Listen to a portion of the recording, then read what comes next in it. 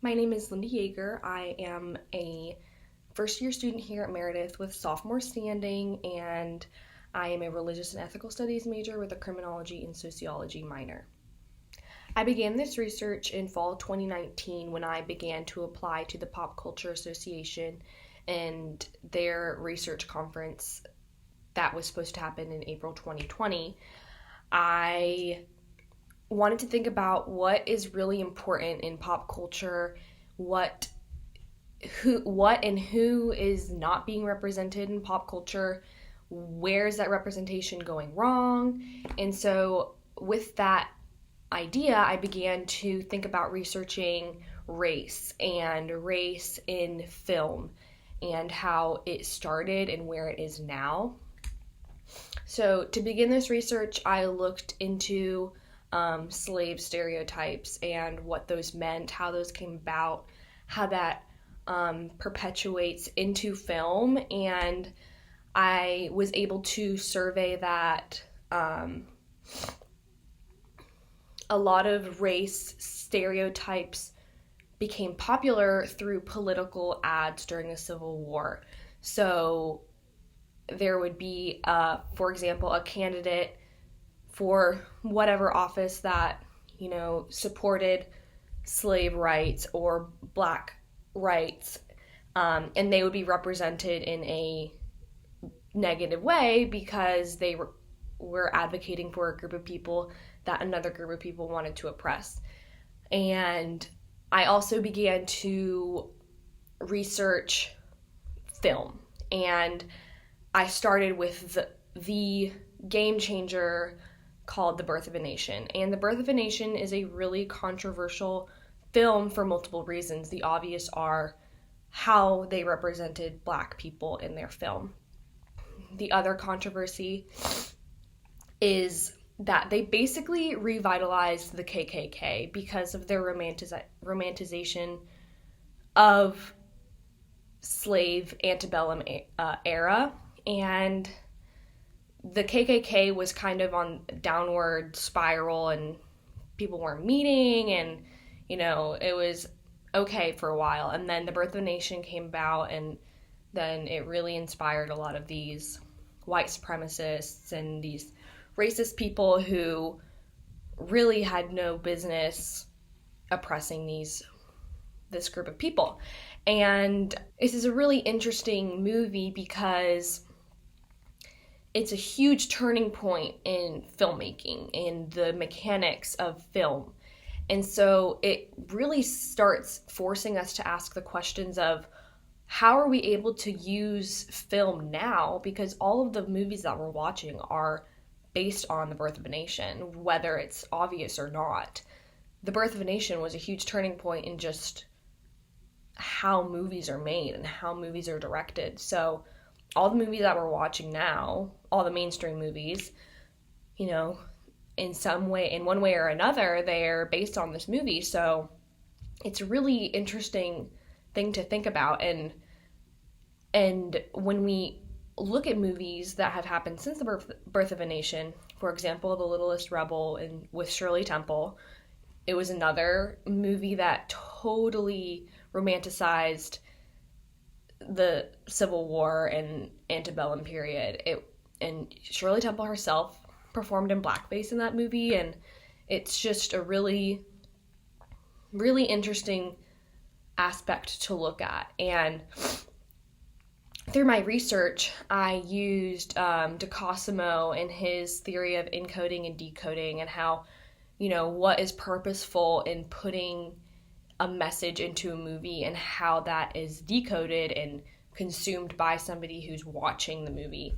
I also took Immanuel Kant in his second categorical imperative that humans have an end and humans should not be treated as a means, which is humans should not be used as a tool to somebody else's benefit and somebody else's entertainment. And that's what I'm using in this research.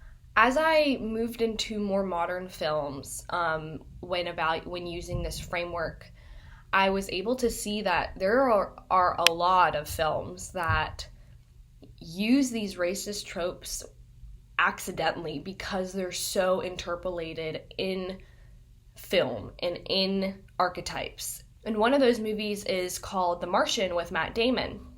And The Martian is a film that follows an astronaut who is also a botanist on Mars, and he gets stranded there, and everyone thinks he's dead. And long story short, he doesn't have enough food to sustain himself for the period of time in which they would send somebody to come get him. The racist trope in this movie is called the Magical Negro, and the Magical Negro trope basically means that the black person and their only purpose is to serve the white person through magical means. Donald Glover plays the engineer who mathematically solves the issue and is able to find a solution to retrieve Matt Damon's character from Mars, and that's his only role. And he's just there. He's introduced a little bit in the beginning of the film as like a hardworking, character, but his only role is to save Matt Damon's character. And although it's not magical like magical powers, he uses his, increased education and knowledge about math and science and physics to retrieve Matt Damon's character. And there is no depth to him as a character in a movie. And although he is a black man who is playing a well-educated man who works for NASA, it's a big deal. And these directors and casting directors fell right into that trap of trying to create a more diverse cast, but they fell right into a trope that they may or may not know they fell into.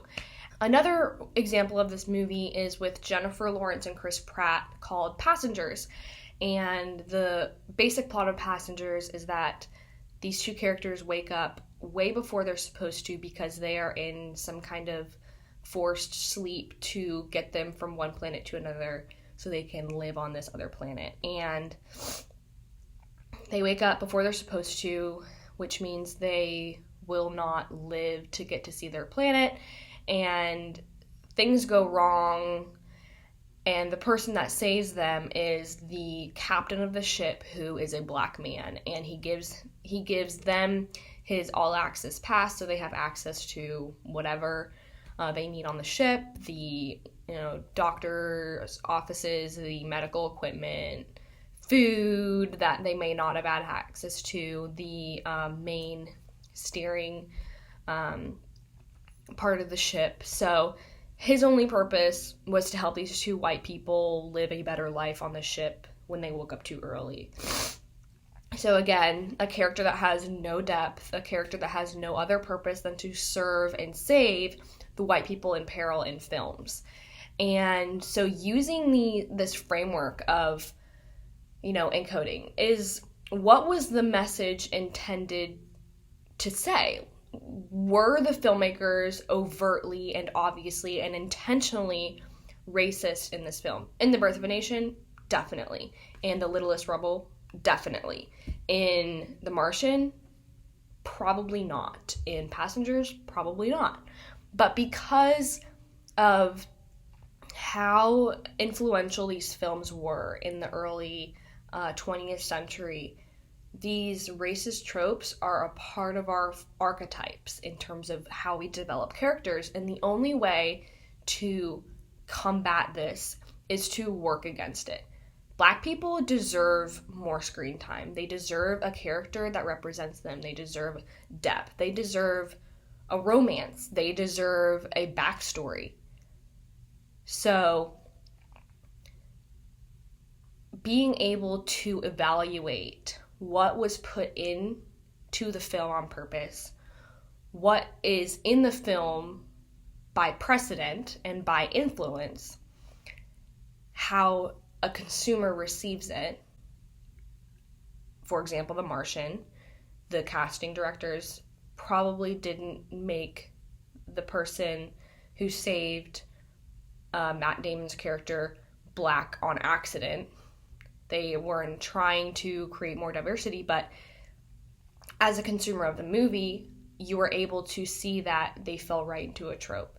So it holds the filmmakers responsible and accountable, but it also holds consumers of these movies accountable because we are able to see it from a different perspective and from a consumer's perspective and how the movie wraps up.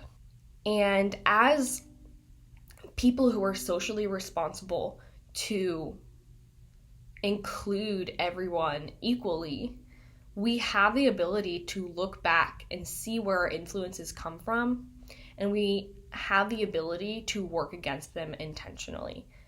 So, based off my research, we have a lot of work to do in terms of representation in media, especially concerning the Black population in our country.